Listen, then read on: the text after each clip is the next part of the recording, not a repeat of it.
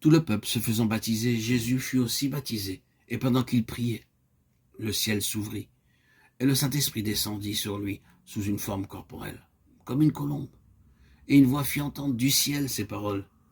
« Tu es mon fils bien-aimé, en toi j'ai mis toute mon affection. » Luc 3, 21-22. Jésus, rempli du Saint-Esprit, revint du Jourdain, et il fut conduit par l'Esprit dans le désert. Luc 4, 1.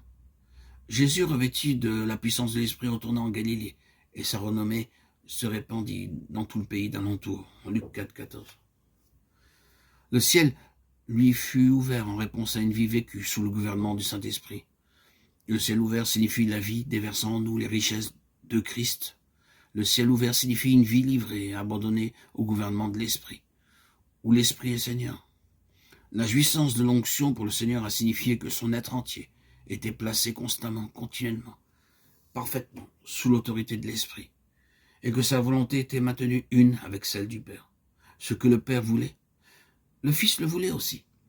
Et tout ce que le Père fait, le Fils aussi le fait pareillement. Jean 5, 19b. La vie le gouvernait entièrement.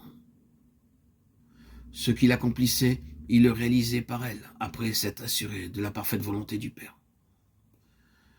Christ aurait pu tout faire de lui-même, mais ne le fit jamais.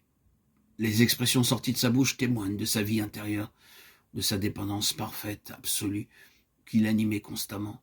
Il était toujours au centre de la pensée du Père, alors qu'ayant comme vous et moi une âme, il demeurait accessible à d'autres pensées et à d'autres influences, mais se maintenant uni au Père. Il était comme fondu avec lui.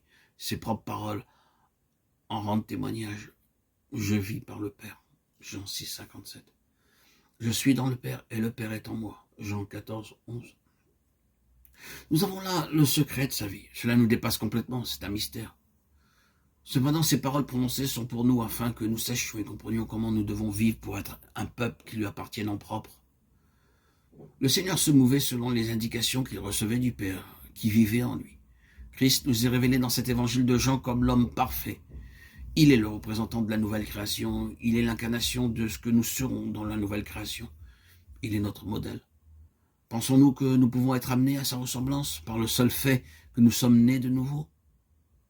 Pourquoi devons-nous marcher dans la sanctification sans laquelle nul ne verra le Seigneur? Recherchez la paix avec tous et la sanctification sans laquelle nul ne verra le Seigneur.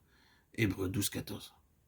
Marcher dans la sanctification, c'est aussi marcher comme Christ, se comportant comme Christ, en demeurant en lui.